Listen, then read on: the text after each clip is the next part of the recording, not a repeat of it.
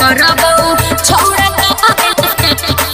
अपन मम्मी के मोबाइल से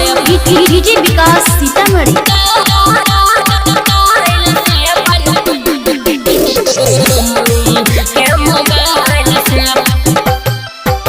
के कोइला नया आई काइला करै छ तू कहल कोना काम करै छ तू हाली हाली बोल हाली हाली बोल हाली हाली बोल के कोइला नया आई काइला करै छ तू कहल कोना काम करै छ तू हाली हाली बोल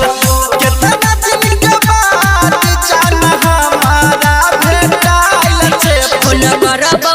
छोड़ा काइल से अपन मम्मी के मोबाइल से फोन करबो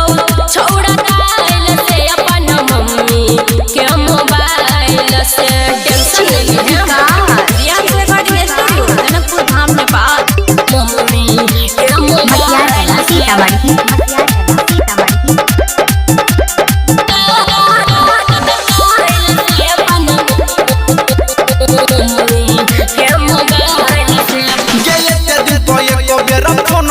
कोइले हमरा बुझाइया कहियो याद नहीं कोइले याद नहीं कोइले याद नहीं हेरे तोरा से बात करे देख लेल कोई भैया छिल के मोबाइल कहूं निकले न दैया बहुत परेशान छियौ छौरी तोरा चाइल से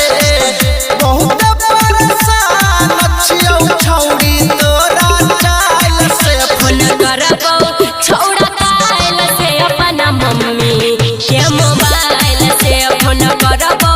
छोड़ा काइल से अपन मम्मी के मोबाइल से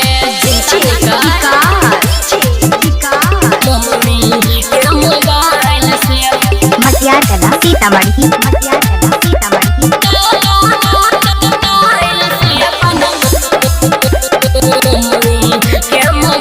जनकपुर धाम नेपाल के बात के कोई दी है नंबर ब्लॉक गे फिर से नहीं तो करे लग तो शौक गे हेरे पवन पूरा भैया बात करबो नुका के राजा संदीप से रखी है छुपा के कॉल रिकॉर्ड उड़ाई दी है जाके फाइल से